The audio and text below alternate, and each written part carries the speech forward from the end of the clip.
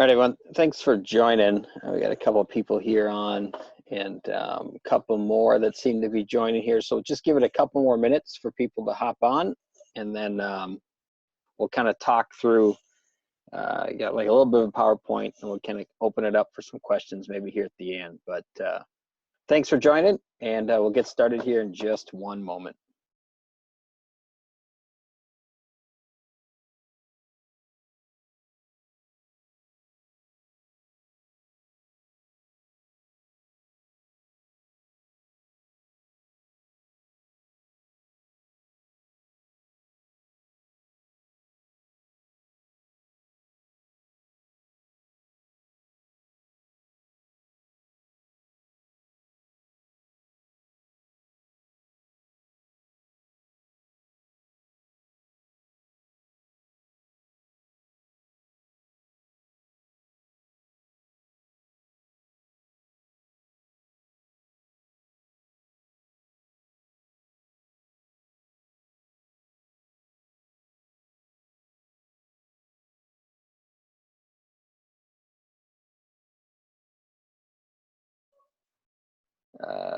Some questions or things that you may have about what this order means and what things look like for you.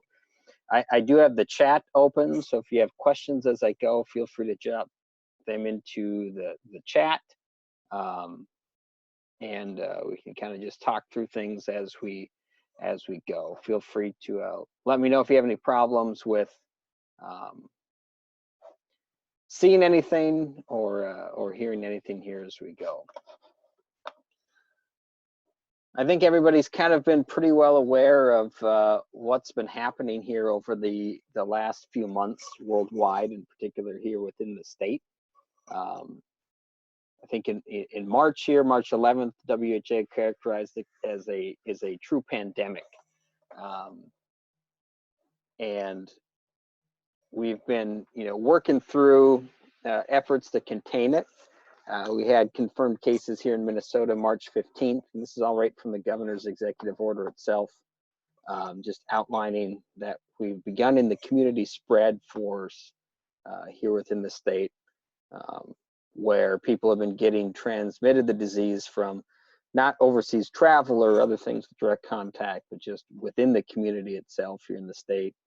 And as of a few hours ago, I saw there was a notice that we've hit now a couple more deaths from COVID-19, and so it's become serious as health people have taken a look at the circumstances and started to evaluate what services are important, which things that we can do to prevent the spread.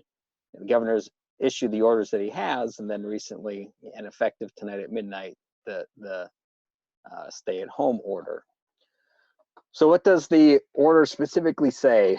It says that beginning on Friday, March 27th, today at 11:59 p.m. through Friday, April 10th at 5 p.m., all persons currently living within the state of Minnesota are ordered to stay at home or in their place of residence, except to engage in activities and critical sector work as set forth in paragraphs 5 and 6. So there it is. It's a 2-week period from tonight at midnight through April 10th, where everybody has to stay at home by executive order,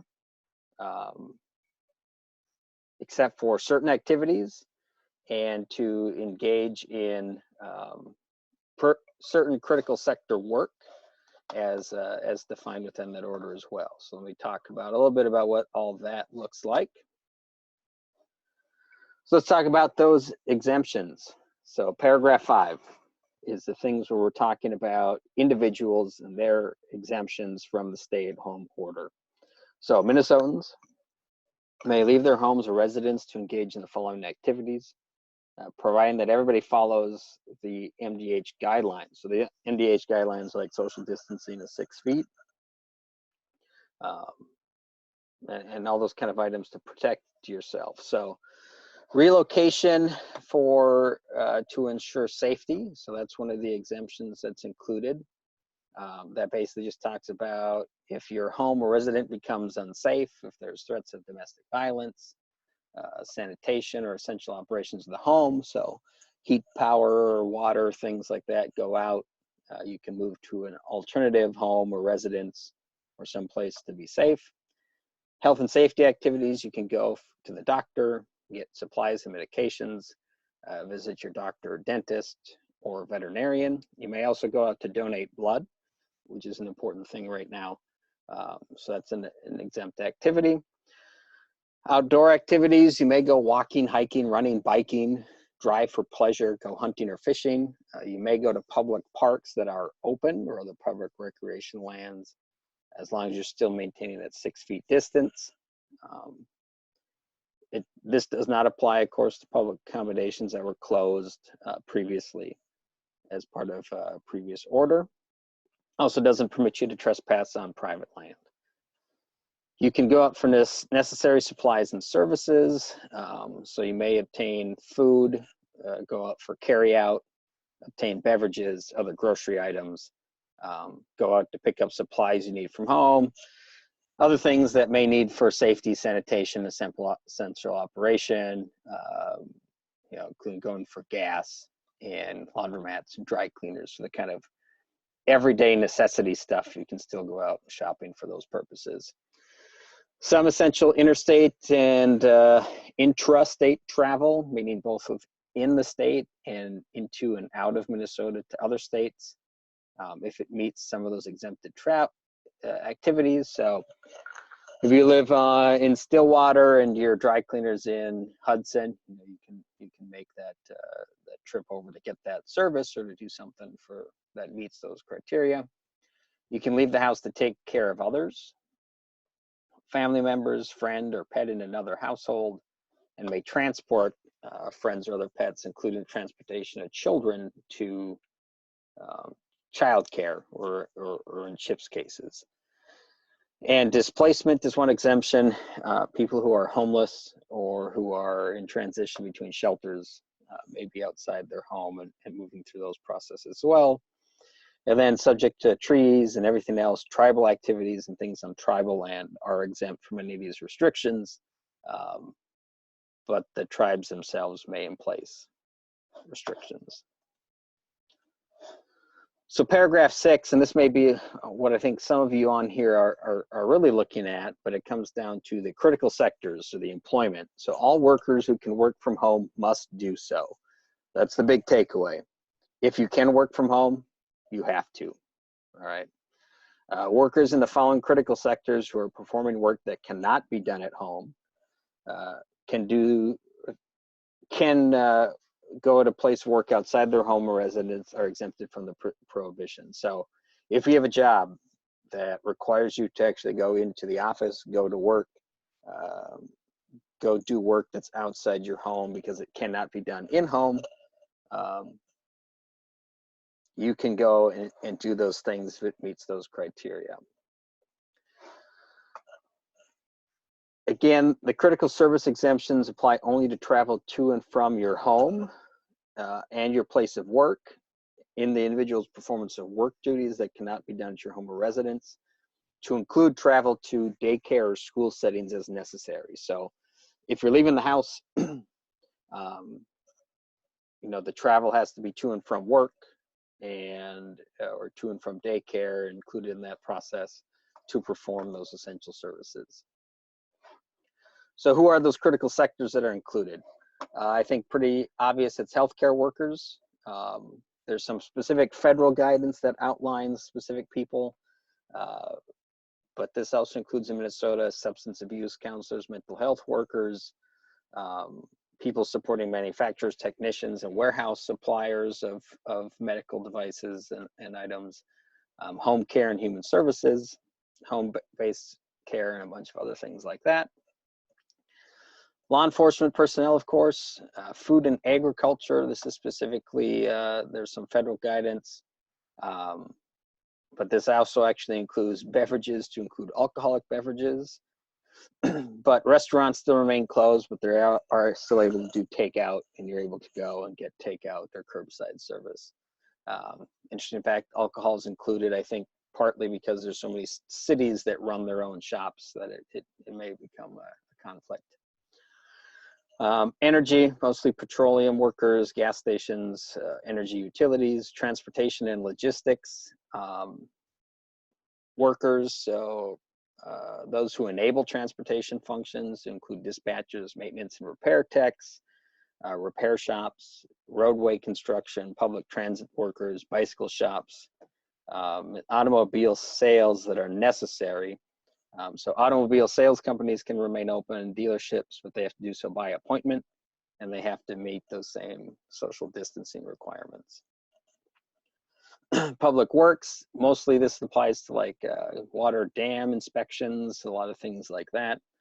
Communications and IT, there's some federal guidance out there on that, but a lot of communications, you'll see newspapers, radio, television, other forms of media is included in that as well. Excuse me.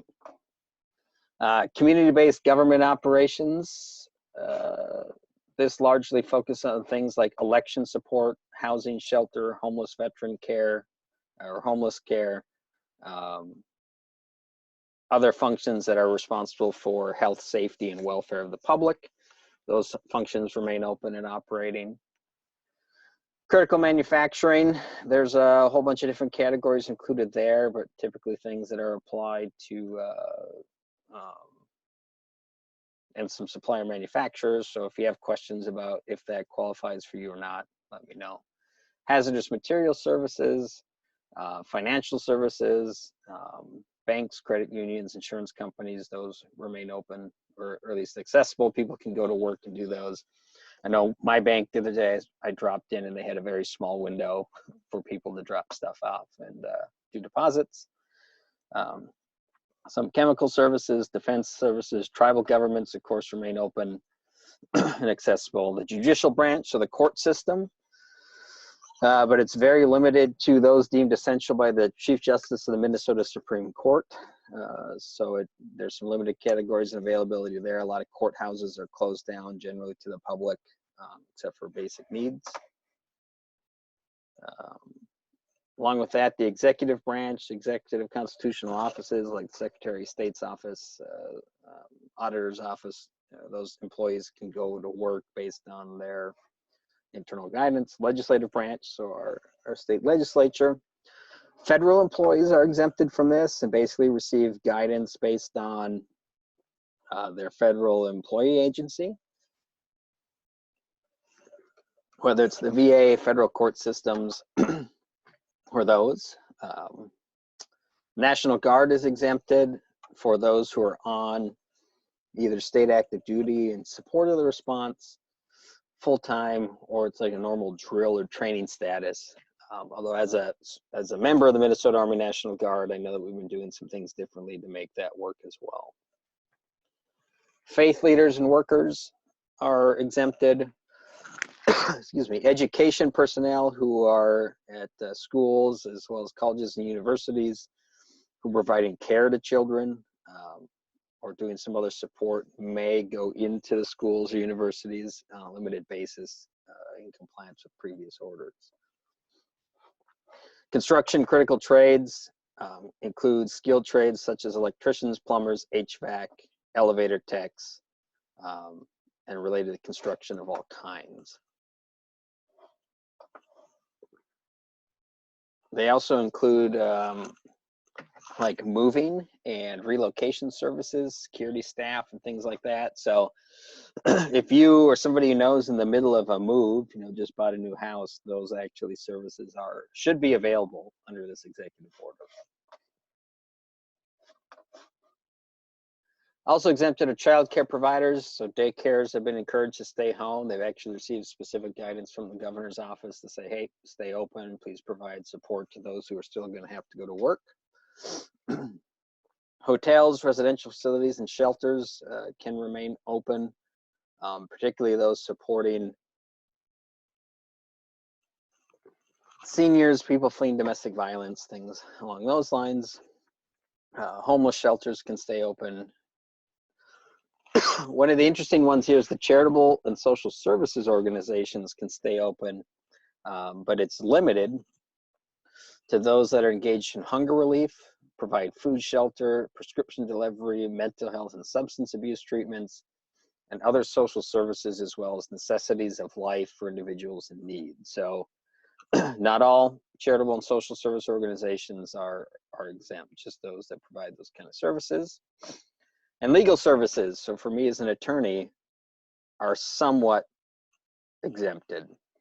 Limited to workers who are necessary to provide essential services, to include advice and representation needed to deliver these services, things for critical health, safety, and liberties, including end-of-life planning, so estate planning, immigration, essential services, elders, child support, child protection, things along those lines. As well as like criminal matters and things where people are being held by government pending trial and those things.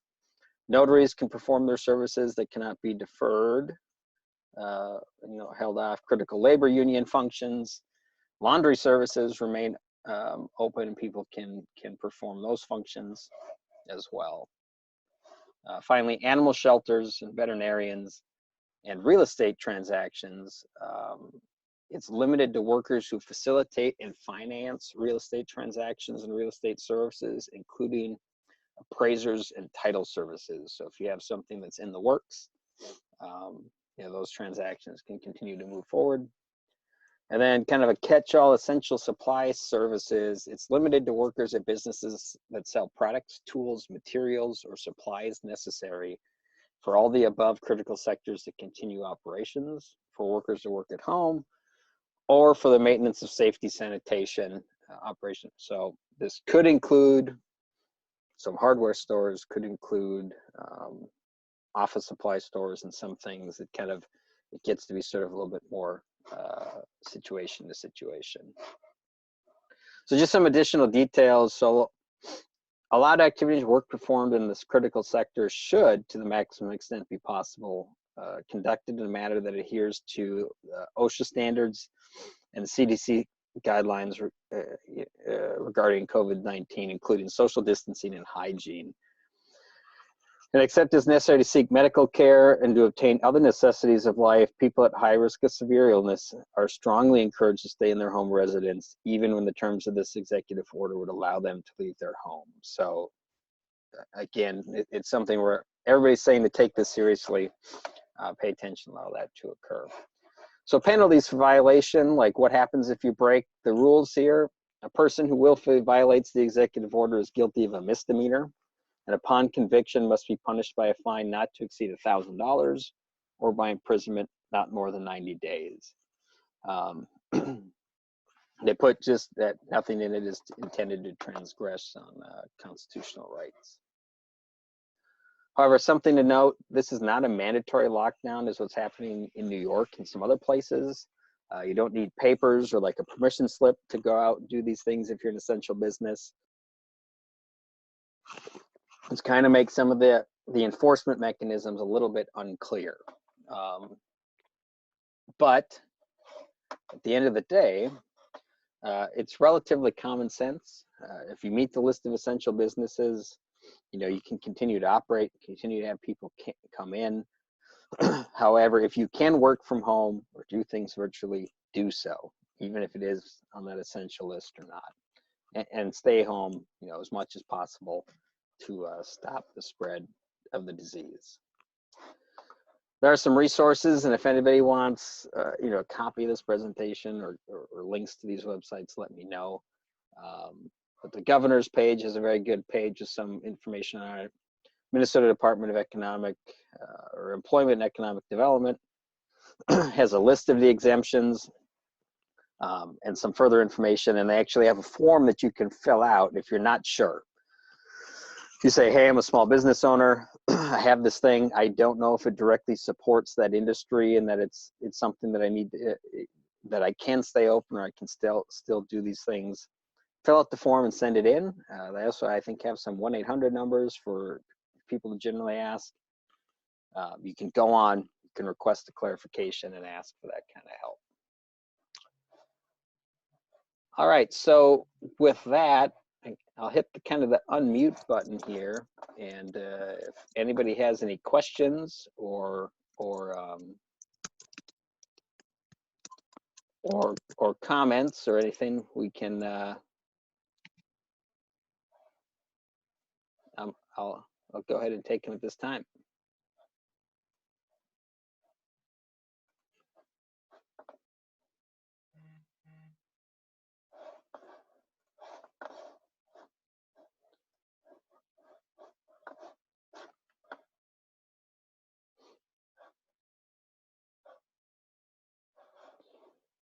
All right, any questions, any further comments? Anybody have any curiosities?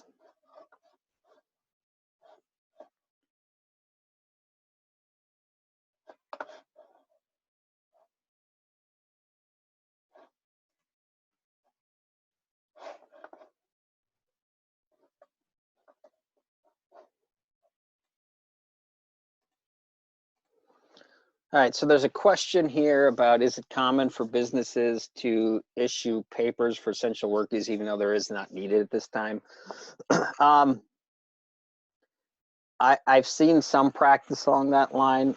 I've seen for like fellow attorneys will just make sure to have their attorney license on them at all times. You could, for your employees, like issue a letter if you have letterhead, they want to carry it. If you have customers or clients, so one of the interesting parts that we've looked at in the legal community is, say, like estate planning attorneys can stay open, and you know, can the client come to the office to say sign a will? Well, it's not necessarily expressly placed within the order to say that that's okay, but we kind of applied that it is. And so what some of our folks have been doing is for clients who maybe have to come in, you know, maybe email them a letter that they can print off and come in that says, hey, this, you know, from this office, I'm coming in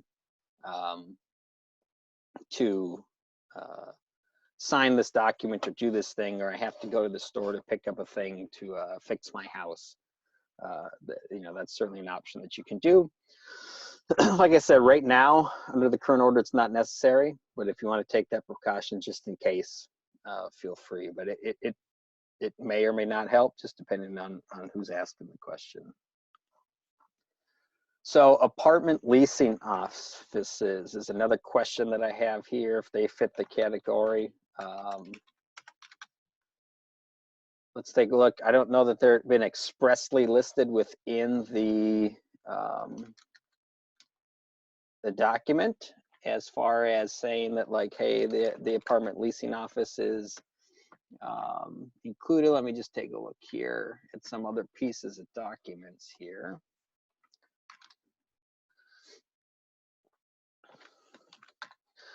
I would say that you could ask for clarification on that. My inclination on apartment leasing is that you know, the big thing on stability of housing and making sure that people have a place to be, that you could be considered an essential category within the real estate services part of it and some transactions. What I would kind of urge you to do is maybe take the car dealership model, like make sure that you have appointments and you're working through those things. And also your services to the tenants, you know, repair, maintenance.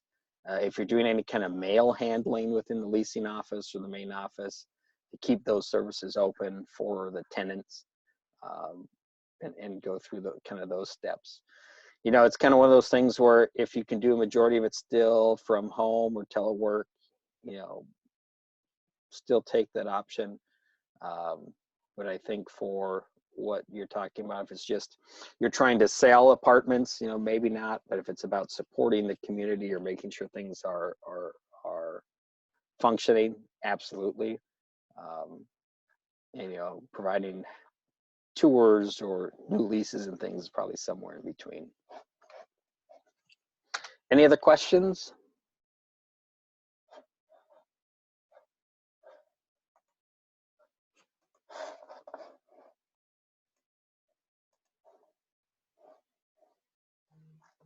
Absolutely. Thank you for joining me. You know, again, let me know if you have any other questions. Feel free to reach out at any time, and stay safe and stay healthy. And thanks for your time today, everyone.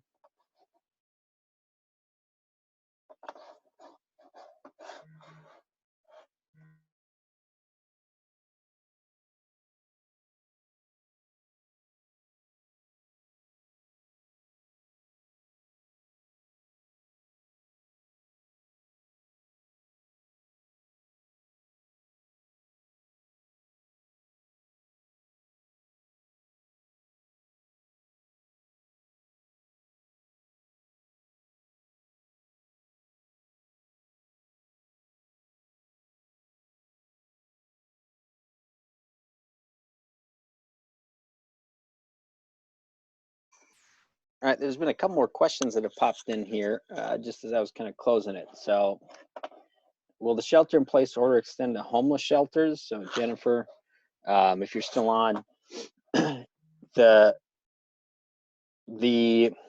not sure about actually like keeping somebody in the shelter, right? Obviously, if they have the shelter, keep them in there and those things. But displaced people are generally exempted from the requirements. So I would say yes and no. So if they're in the shelter, if they have that capability, stay at home as much as possible. If they're a displaced person and it's short-term stay, that might be a clarification that you'd want to ask the state or the appropriate agency that governs that, because that's kind of in a unique situation. But it's probably a case-by-case basis, yep, and a matter of how you would handle that. So I'm gonna just kind of put into the message box here my email address as well. If anybody has questions, feel free to reach out. So, all right, thanks, Jennifer. I think you are the only ones left, so I'll say goodbye and enjoy the rest of your day.